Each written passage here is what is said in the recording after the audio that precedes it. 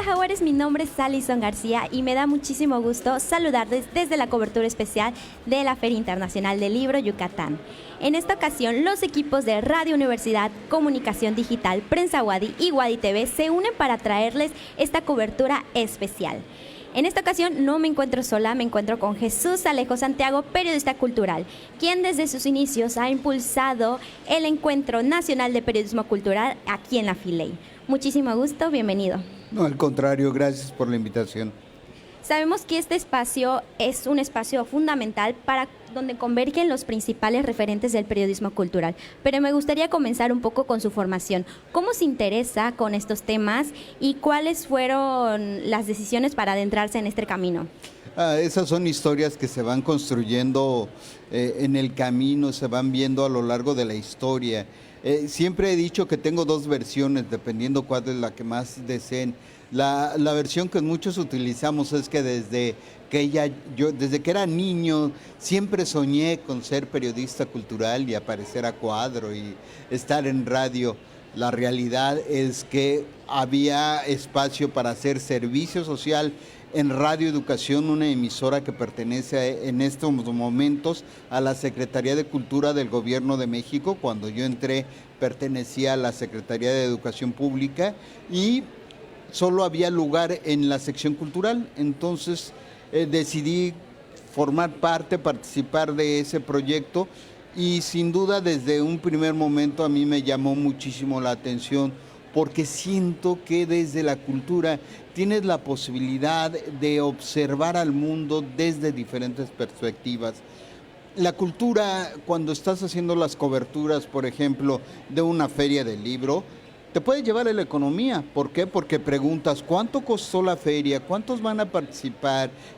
Y empiezas a hacer como las sumas y empiezas a hacer muchos detalles. Te lleva a la filosofía porque están presentes muchos autores y reflexionas sobre cuál puede ser la importancia de la lectura en nuestros tiempos. Te lleva a la arquitectura porque conoces y te das cuenta de si los stands están bien construidos o no están bien construidos, cuál es la belleza que pueden tener los stands. Te llevan a las artes plásticas. He estado viendo en esta edición de la Feria de la Lectura de Yucatán, que gráficamente es muy bella, por ejemplo, ¿no? Y eso te da una enorme posibilidad de disfrutar lo que está sucediendo, sobre todo en el pasillo central, y eso gráfico es muy bello. Entonces, a partir de ese momento me dije, el periodismo cultural es lo mío. ¿Por qué? Porque me permite tener una visión del mundo que es complementaria, que es distinta y que te ayuda a comprender, incluso ahora que vemos muchos asuntos de seguridad pública, pues han sido muchas veces las artes, la literatura, las artes plásticas, la danza, el teatro, los que te han ayudado a comprender desde otra perspectiva lo que sucede afuera. Y eso me parece que es invaluable con esta mirada que puede tener un periodista cultural, por supuesto como un intermediario de lo que hace un artista, de lo que hace un literato, de lo que hace un creador en su propio universo, ¿no?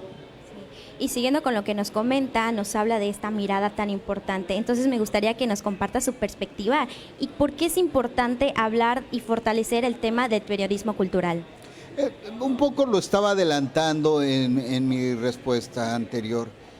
Aquí hay un universo que de pronto no se toma tan en cuenta. Cuando uno se da una vuelta por esta feria del libro, te vas a encontrar con muchas publicaciones donde se está hablando de la realidad de nuestro país.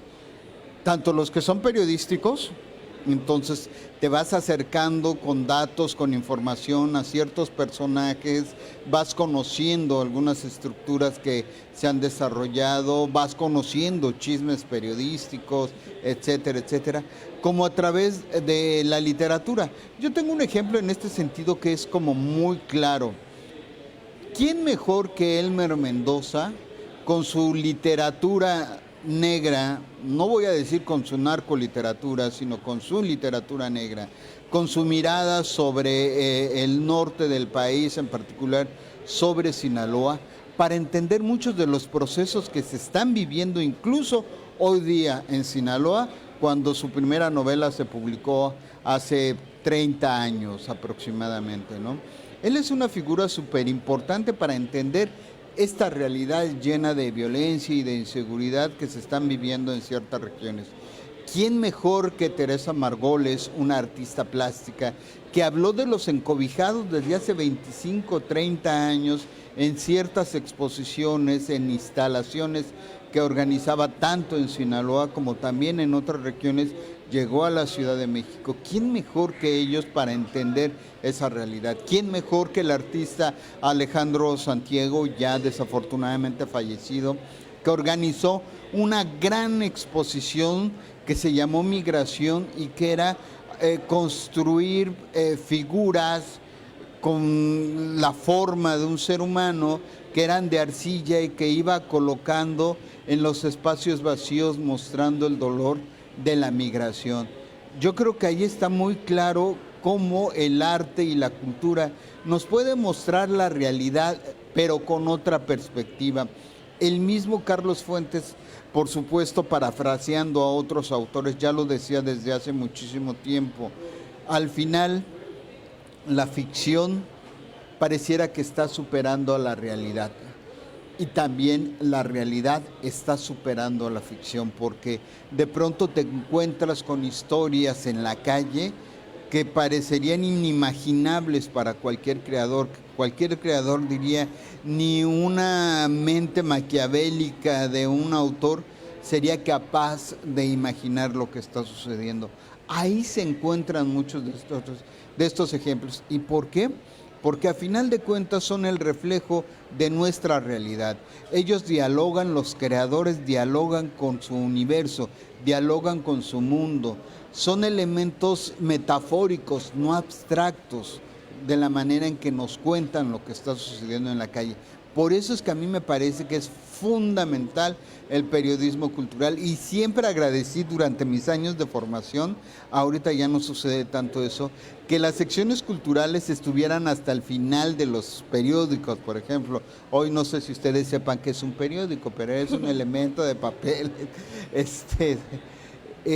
¿Por qué? Porque pasabas por las secciones de política, pasabas por la sección de ciudad, pasabas por la sección de policíacas, pasabas por la sección de economía, de negocios, pasabas por espectáculos, pasabas por deportes y llegabas a la sección cultural. A mí me parece que es un ejemplo muy claro. Pasaste por todo esto para terminar en cultura, como cultura siendo el punto fundamental para tratar de entender como resumen de todo lo que ya viste en las páginas anteriores, ¿no?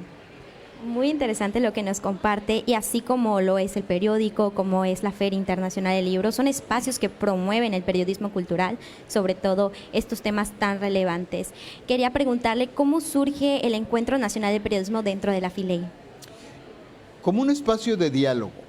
Hace muchísimos años, hace 11, con Rafael Morcillo a la cabeza, y yo no me cansaré de mencionarlo porque al final ellos impulsaron también con su apoyo este encuentro de periodismo, con Rodolfo, el siguiente director, con Enrique Martín Briceño también, y ahora con Tete Mezquita, que han sido fundamentales para ir manteniendo este espacio. Nos dimos cuenta de que Yucatán es parte de México, pero estamos muy lejos de la Ciudad de México. Y no se diga la distancia que los separa con Tijuana. Que hoy día en que estamos supuestamente mejor comunicados porque tenemos teléfonos celulares, nos metemos a las redes sociales o al internet y tenemos acceso a lo que en estos momentos está sucediendo en otras partes del mundo, pero no nos conocemos. No sabemos quiénes somos a final de cuentas. Y lo que planteamos nosotros en aquel primer momento es, vamos a crear un espacio que sirva para el diálogo desde el periodismo cultural. Esto es, que nosotros sepamos qué es lo que están haciendo los periodistas culturales de Mérida, que lo dialoguen con los de la Ciudad de México, que lo vean con los que están trabajando en Monterrey, en Guadalajara, en Tijuana, para que de esa manera todos establezcamos una especie de red de comprensión y de acercamiento a este México tan diverso, pero también tan rico que somos. Con esa intención, nunca quisimos establecernos, porque muchas veces hemos sido acusados de eso, de nueva cuenta desde el centralismo, plantear cómo se hace el periodismo. No, hay un convencimiento de que el periodismo que se hace en el sureste, que se hace en Mérida, con toda la riqueza cultural que hay, con toda la riqueza arqueológica que hay, es muy diferente al que se hace en la Ciudad de México, con el caos, con el transporte público que es muy deficiente, con las prisas, pero también ahí están todas las instituciones culturales, artísticas, las oficinas generales, entonces como que todo lo tienes más cerca. Es muy diferente a como lo hacen en Oaxaca, que en Oaxaca están muy conscientes de que su riqueza cultural sí está en la ciudad como patrimonio cultural de la humanidad, pero también está en las comunidades. Entonces, cómo los periodistas culturales se van a los pueblos, se acercan a las comunidades, se acercan a la gente para conocer su gastronomía, su música, sus artesanías, su vida cotidiana. Y lo mismo pasa con Tijuana, por ejemplo, que en Tijuana no solo es conocerte a ti mismo como un punto de encuentro de las culturas de todo el país, sino incluso como este punto, como este puente con lo que sucede del otro lado, con lo que sucede en Estados Unidos. Entonces es lo que hemos querido construir a lo largo de estos años.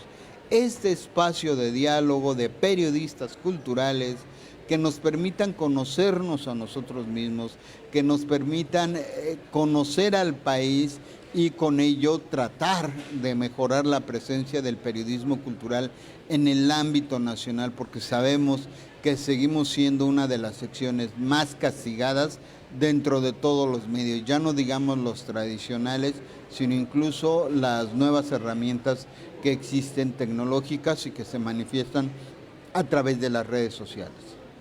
Sabemos que este encuentro se lleva a cabo el 15 y 16 de marzo. ¿Qué temas relevantes se desarrollan durante este encuentro en años pasados y cuáles son los ejes que se llevan a cabo este 2026? Fíjate que todo o mucho depende del sentido que tenga la feria en su momento. Hoy decidimos dedicarlo, por supuesto, a lo de la idea, el concepto de las penínsulas y, por ejemplo, ayer se llevó a cabo este domingo se llevó a cabo un espacio de diálogo entre gente de Tijuana, Sinaloa, Coahuila y Mérida. Y alguien de la Universidad Autónoma de Baja California y alguien de la Ciudad de México. Entonces, ¿cómo podemos estar dialogando desde una península hasta la otra? Pero al mismo tiempo como la parte central, que es la parte de la ínsula, donde está la tierra firme y donde están estos espacios poblados, también participan de este diálogo. En años anteriores hemos hablado de los problemas que enfrenta el periodismo cultural en la actualidad, la llegada de las nuevas herramientas tecnológicas, los peligros de las redes sociales, la construcción de nuevos lenguajes en las redes sociales. Y por ejemplo, el tema de las redes sociales pues es inacabable, porque yo recuerdo que lo empezamos a desarrollar hace 8 o 9 años y no se termina porque como se está desarrollando de manera tan vertiginosa en ciertos momentos, que no terminas de saber exactamente cómo debes construir estas nuevas formas de diálogo y de acercamiento y de comunicación a través de las redes sociales. Los peligros de la inteligencia artificial, hoy ese es el tema, ¿no? ¿Cómo nos vamos a enfrentar a los peligros de la inteligencia artificial? ¿Cómo el periodista cultural lo va a hacer? ¿Cómo el periodismo lo va a hacer cuando sabemos que incluso hay aplicaciones que pueden desarrollar a figuras como nosotros y ponerlo sobre la pantalla conduciendo un programa, ¿no? Entonces, ¿qué va a suceder con la labor que estamos haciendo? ¿Qué va a suceder con los camarógrafos, con los técnicos en el momento en que desde una aplicación una sola persona pueda desarrollar todo?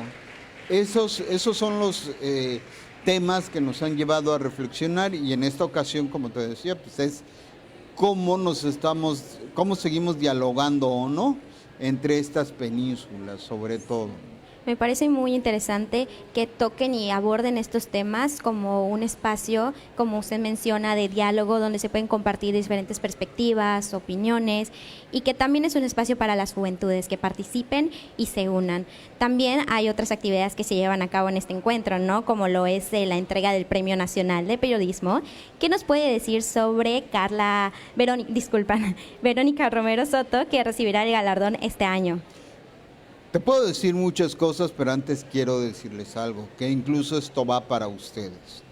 Difícilmente se reúne en un espacio a un reportero de Tijuana o un reportero de Saltillo. La Filey lo está permitiendo. Vengan, participen, escúchenlos, porque luego el gran problema que tenemos es que los estudiantes, insisto, yo también fui estudiante y los entiendo muy bien, no acudimos hasta que no nos digan, si no vas tienes un punto menos o si vas tienes un punto adicional a tu calificación. Acudan porque es una forma de escuchar a los otros, de tener otro tipo de experiencias.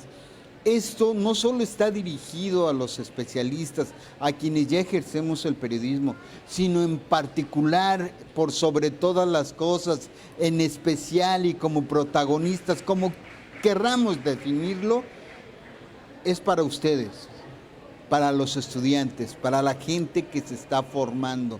Insisto, difícilmente van a encontrar a alguien que durante 30 años ha estado en la calle y ha platicado con Juan Villoro, con Rosa Beltrán, con Mónica Lavín, con Elsa Cross, con Carmen Villoro, con Marisol, siempre se me ha dificultado a pesar de que es muy sencillo, Chezón o algo así, con Sacil, con Florencio Canché, con todos ellos, difícilmente, y son diferentes maneras de aproximarse a los personajes.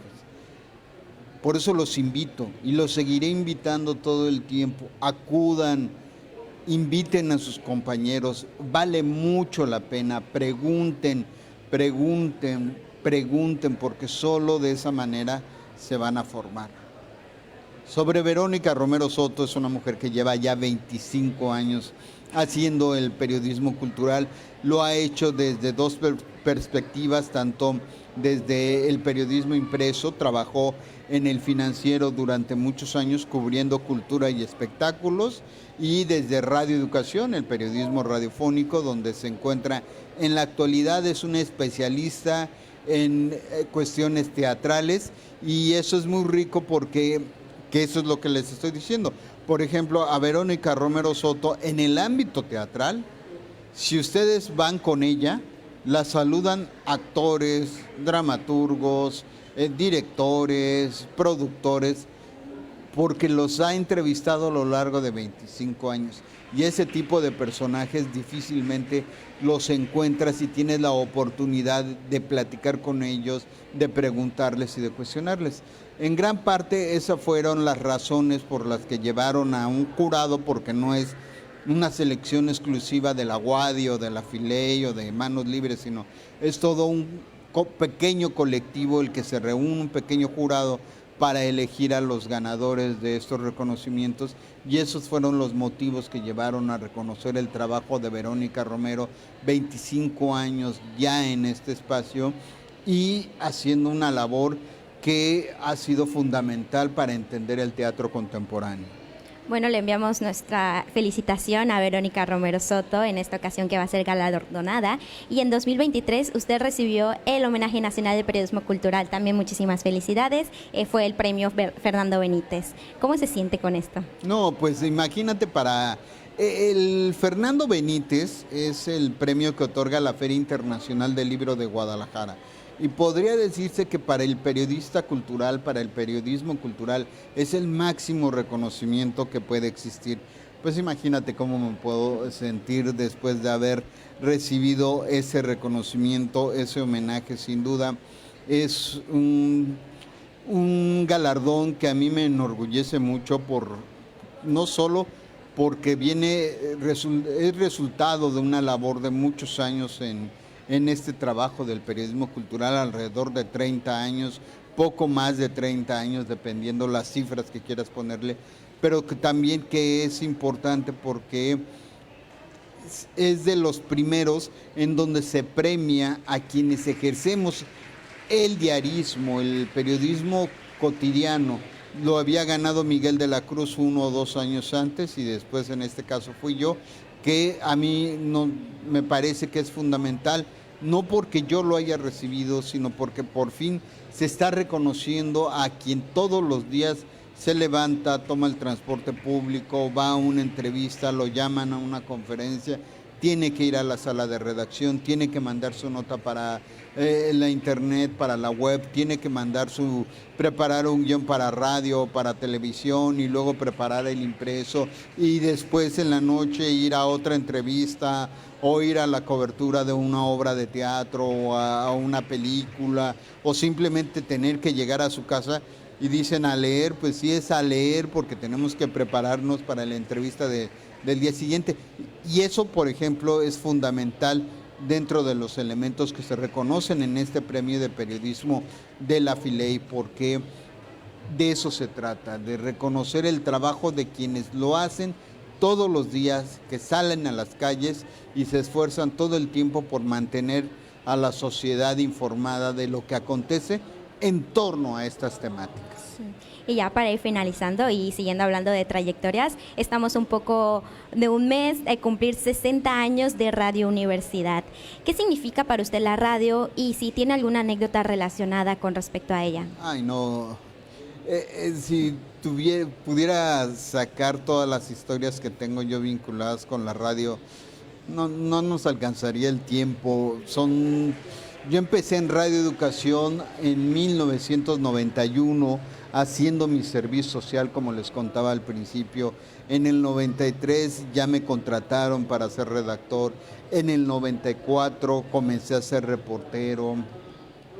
Desde el 94 soy reportero del Departamento Cultural de Radio Educación. En diversas ocasiones intentaron llevarme a otras secciones. Yo me negué porque conocí, como les decía, el significado y la importancia que tiene el periodismo cultural para tener una visión integral del mundo, de la realidad en la que estamos viviendo. La radio sin duda es un elemento fundamental, entrañable, muy importante, no solo en Radio Educación, sino en todas las partes. Y Radio Wadi también tiene en ese sentido una gran importancia. Y yo voy a poner el ejemplo que suelo poner en mis talleres y en mis cursos, en los que doy, que es, a final de cuentas, en todas las películas apocalípticas, donde el mundo se va a acabar, el final termina siendo uno: la comunicación a través de la onda corta, la comunicación a través del espacio radioeléctrico. Ahí está la importancia de una radio. ¿Qué es lo que te recomiendan tener en tu mochila de emergencia o tu mochila de vida, dependiendo cómo se le conozca en distintas regiones? En el caso de la Ciudad de México, ante la posibilidad de un sismo, siempre te recomiendan tener una radio de baterías o de pilas. ¿Por qué? Porque sabes que esa al final va a ser la última manera que tendrás de comunicarte, de acompañar al otro, de saber que alguien más está existiendo del otro lado. La radio ha participado en muchos de estos fenómenos naturales, ha ofrecido sus espacios, ha acompañado a la gente y seguirá acompañando a la gente más allá del desarrollo de las herramientas tecnológicas. Es cierto, por ejemplo, que el podcast está teniendo mucho éxito, pero es muy temático y no tienes este intercambio, porque es algo que subes a una red, que subes a una plataforma y ahí se queda y tú lo puedes escuchar. Sí, es cierto, lo puedes escuchar en cualquier momento. Tiene la mejor tecnología, se escucha de maravilla, micrófonos estéreo cuadro, quién sabe qué, maravillosos todos, pero la radio es la que te permite dialogar con el otro, la que te acompaña, a quien escuchas en vivo y saber que sigues existiendo, que sigues vivo, que sigues estando en este mundo. Esa es la radio y por eso es importante que sigamos apoyando a la radio, que sigamos haciendo radio, que los jóvenes no se pierdan en la importancia o en la polémica del podcast. El podcast, sí es cierto, es muy importante y ese es el que está, podríamos decirlo, hasta monetizando al mundo. Pero sin duda, si no hacen radio, si no conocen la radio, no están dialogando con el otro. Y lo más importante de la radio es saber que puedes estar con otro al mismo tiempo y que hay alguien más diciéndote algo y del otro lado alguien más escuchándote. Sí. Bueno, le agradecemos muchísimo la oportunidad de platicar con nuestras audiencias. Hemos conversado sobre el Encuentro Nacional de Periodismo aquí en la FILEI con Jesús Alejo Santiago, una de las presencias más importantes de esta feria. Les recuerdo mi nombre ahora sí completo, es Alison García Miranda, y les invito a seguir la cobertura especial de la FILEI 2026 Penínsulas Lectoras. Muchísimas gracias. Hasta la próxima.